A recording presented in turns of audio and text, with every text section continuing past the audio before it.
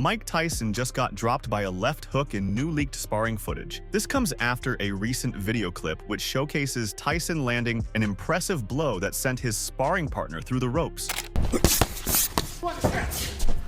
Nice left hook. Up. It was good for today. Yeah. I truly You sure? Yeah, me Yes. You fuck sure? Yeah. Absolutely. Yes. You sure? Yeah. It's all right? Yes. Let's do this. You did great. We're done. We're gonna do it. You sure? Yes. Yeah. Trust me. I got a lot in me. It's work, boy.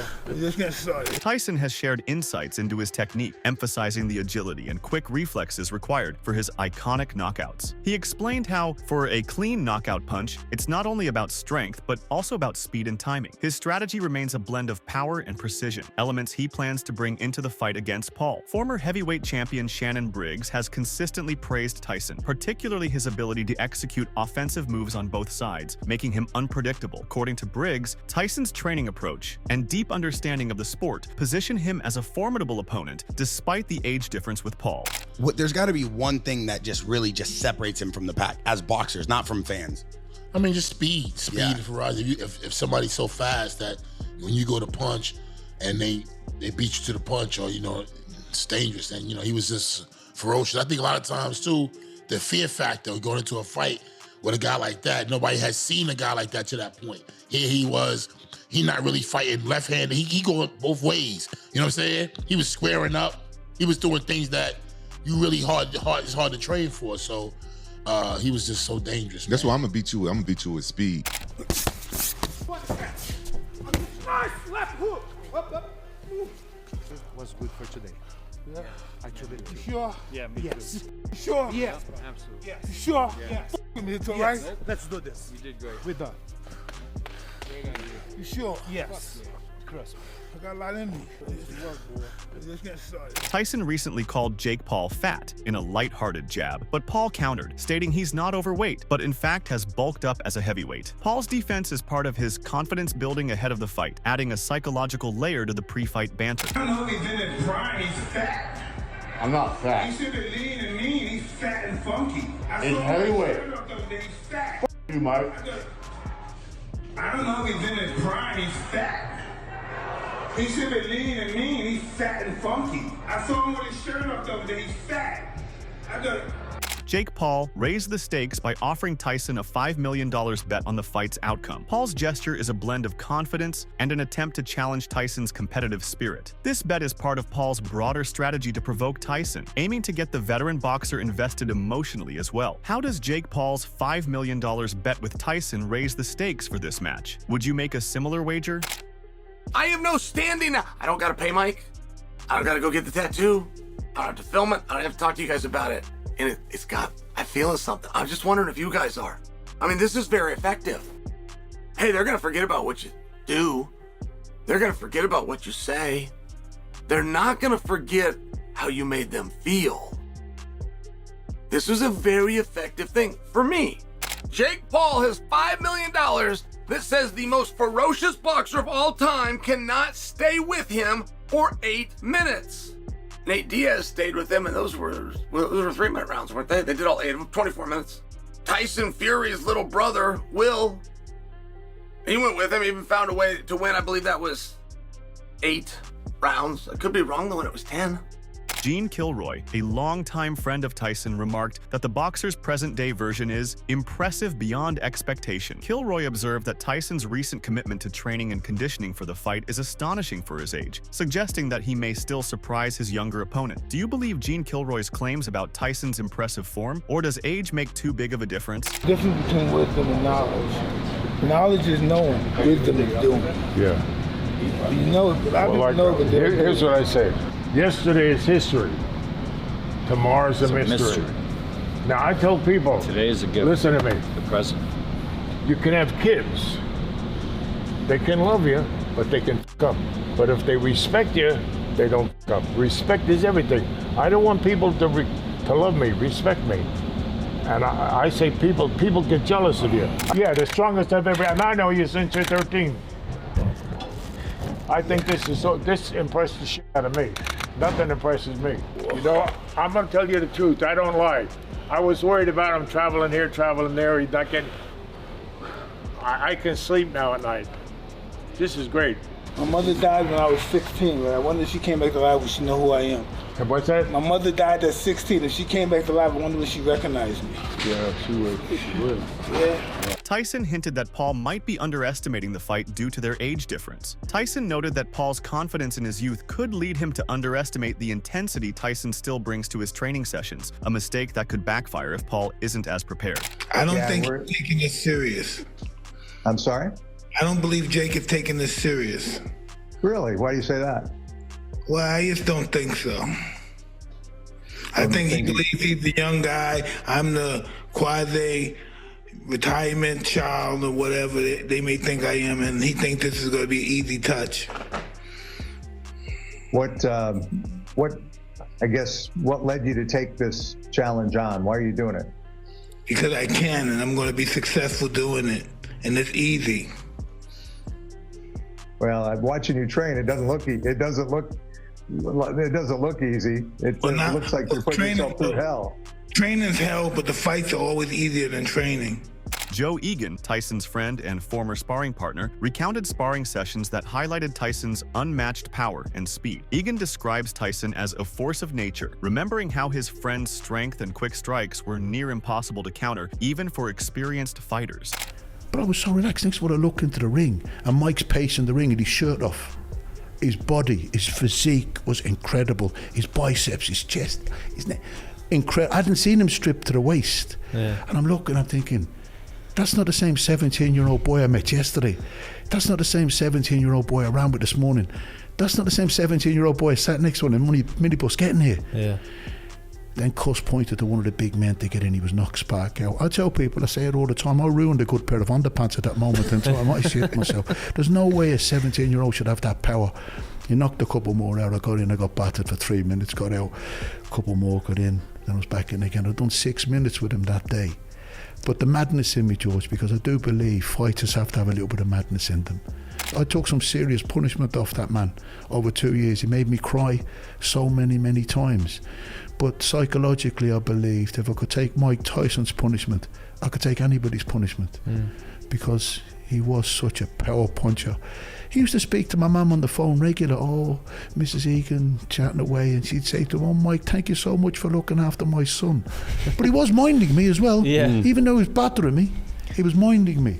I remember one time when Sugar Ray Leonard came to the gym. He came to the gym on 2 occasions while I was there. And Mike wanted to impress Ray Leonard because he was in awe of Sugar Ray Leonard, like a lot of fighters are. Yeah.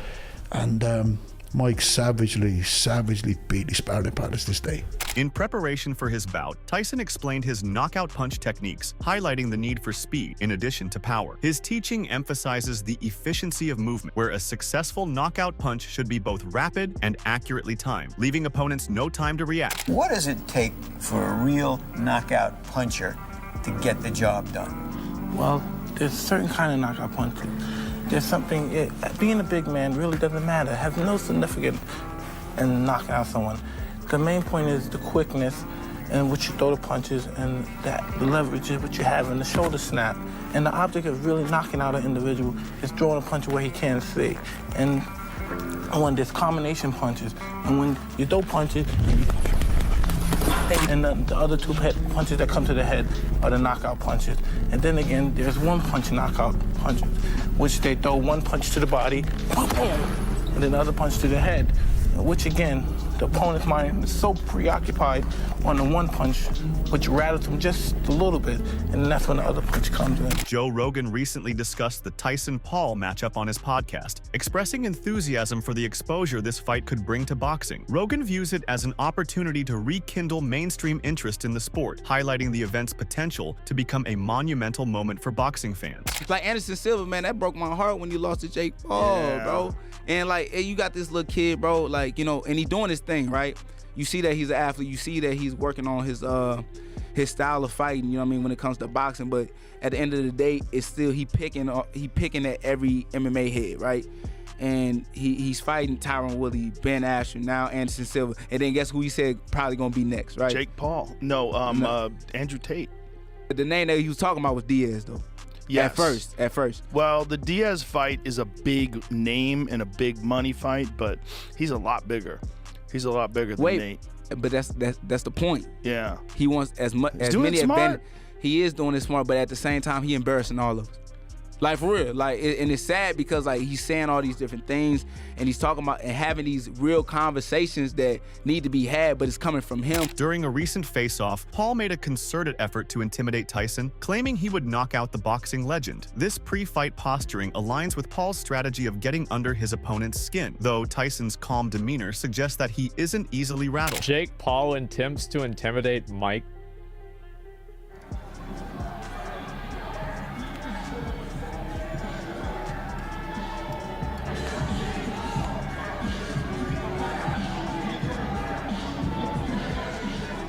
The ultimate disruptor, taking on the baddest man on the planet. Jesus, so embarrassing. Yeah. You know, I think in Mike Tyson's contract, there's a clause that says that he can't knock Jake Paul out. They had to put that in the contract. I think that says a lot. You know what I mean? Because I bet in Jake Paul's contract, I wonder if they have that in Jake Paul's contract. I mean, Mike Tyson's happy, bro. He's going to get paid so much fucking money out of this. This is going to be great. He's not even going to have to do anything. I think everybody wants to see Mike Tyson knock Jake Paul the fuck out. Mike is only allowed to use his thumbs. I guess so. Rogan also praised Tyson as a living legend, emphasizing that even at his current age, Tyson commands respect and fear in the boxing ring. Against the Mike Tyson that beat Marvis Frazier. You ever watch that fight? Yeah. That's my favorite Mike Tyson fight, because that was Mike Tyson before he won the title. It was ABC Wide World of Sports, and Joe Frazier had been talking shit about Tyson, that if he was in his prime, he'd beat Tyson. And so he had his son fight Tyson, and it was an execution.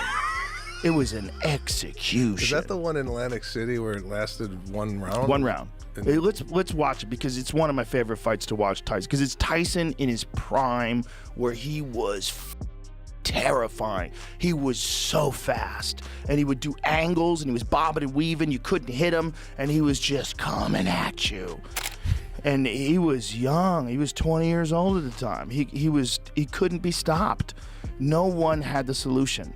And I submit that Mike Tyson, the Mike Tyson that won the title against Trevor Berbick, the Mike Tyson that beat Larry Holmes, I think that Mike Tyson is the best heavyweight of all time. I don't think anybody fought. It just, he didn't maintain that form, and he wound up losing to Buster Douglas. And, you know, I look at fighters when they're in their absolute prime, like what have you ever seen that was better than this? And with Mike Tyson, I've never seen anybody better. I've never seen any fighter, even Ali in his prime, even Ali when he was Cassius Clay. I never saw anybody who looked like Mike Tyson in his prime. Rogan's assessment reiterates the massive influence Tyson has on the sport and the challenge he poses, regardless of age. It just puts him away. It's an execution. It was just a matter of Mike Tyson closing the distance. This Mike Tyson, as fast as he was, as hard as he hits, I maintain he's the greatest. Yeah. The greatest heavyweight ever. Like that Mike Tyson, those fights were, you wanted to see executions. You didn't think anybody was going to beat him. Everybody he fought looked like they were about to die when they were in that ring. Boxing icon Roy Jones Jr., who previously fought Tyson, recently shared that Tyson was the strongest opponent he had ever faced. Jones's account reinforces the idea that Tyson's physical power remains a key factor, something Paul should be cautious of if they face off. What happened when you did the exhibition? What did you feel about Tyson when you did the exhibition with Tyson? Mike Tyson's still the strongest puncher that I ever been in the ring with, ever. At 55 at the time, now I think he's 57, about to be 58. He's still the strongest puncher I've ever been in the ring with. First time he hit me in my chest, I feel like a mule had kicked me in my chest. So if he hits anybody on the chin with a shot like that, they're going either out or they're going down, especially guys that are not used to being hit like that. You know what I'm saying? With the exception of people like Evander Holyfield, Lennox Lewis, these guys are bigger and they can take it, but Jake Paul, I don't think he's going to be able to take that. It might hit him on the chin like that. We'll see, but it's going to be tough. Do you think that Mike Tyson was going all out with you, or do you think that he was like a sparring session? I know it's hard. I think he went all out to the body. I don't think they went. They told us we better not be out there trying to take each other's head off, or they're gonna stop it. So you couldn't go out to the head, but to the body you could. And to the body, he was throwing some vicious body shot. Wow. So Jake, I just seen Jake yesterday, and he was 230 pounds. He looked kind of big. Yeah, he was 230, right? I was like, damn, you big. Well, like, really that big. That can make it interesting then. So, and then he said that he feels as fast. Recent clips from Tyson's training sessions have gone viral, showing that his agility, power, and footwork are still very much alive. Fans and boxing insiders alike have commented on how Tyson's conditioning appears to defy expectations, even sparking new fears for Paul.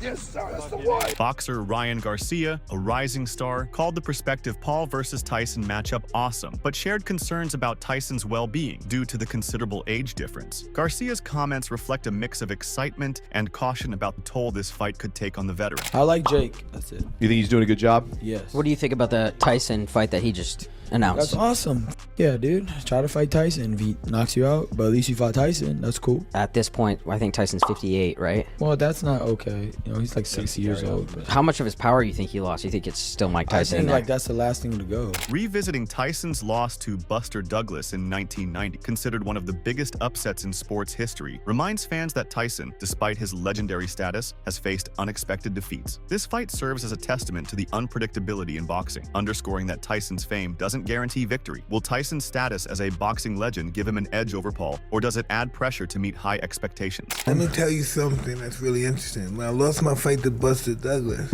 I started getting paid more because now was a chance that I could be beaten. I was getting paid more money because people couldn't bet on me. So there's a possibility you get beat. Hey, people could bet on you now. Boxing commentators have noted that if Tyson underestimates Paul's abilities, it could be a critical mistake. Paul's recent successes and Tyson's long absence from professional boxing create an uncertain outcome. Tyson's camp is aware that his age adds a layer of unpredictability to the matchup. Because we all know how much of a beast Tyson is still at this age. But I don't see him winning this fight. Not because I don't think Tyson's capable, because obviously I know he is, but I don't think Jake Paul is dumb enough to sign up for a fight where the rules and the odds are against him. Like, it doesn't make sense. And as much as I hate to say it, man, Jake works hard and he looks good. And another thing, if I'm being honest, man, my heart can't take seeing another legend get dropped, bro. I just can't take it. Now, this feels like a movie plot, but I can't put my finger on it. Who you got winning this fight, man? Tyson's legendary status alone may not guarantee him an easy victory, especially considering his age. Observers note that although Tyson's legacy is solid, the physical demands of the sport could pose a challenge for him, making this an unpredictable but highly anticipated event. After seeing Tyson's training footage, do you believe he's in shape to face Paul, or does it raise concerns about his stamina? Okay, so the news is out that Jake Paul is going to fight Mike Tyson. Now, for you young people out there who have never actually watched a Mike Tyson fight, I invite you to go onto YouTube and watch some of his fights. Mike Tyson is the hardest hitting puncher that I ever saw. Now, you guys are used to UFC, you're not used to watching boxing, but Tyson would destroy people in like seconds, hit so hard. And this guy is a poser, and I don't care if Tyson's in his 50s, he is going to destroy him, and it is not even going to be close. He should definitely think twice about doing this fight, because unless Tyson's just agreed to throw the fight, this is going to be so ugly that he may never fight again, and he may need a full set of teeth because he may not have any after this fight. But I'm going to be watching it on Netflix for sure, so we'll see what happens. That's it for today's video. Stay tuned until next time.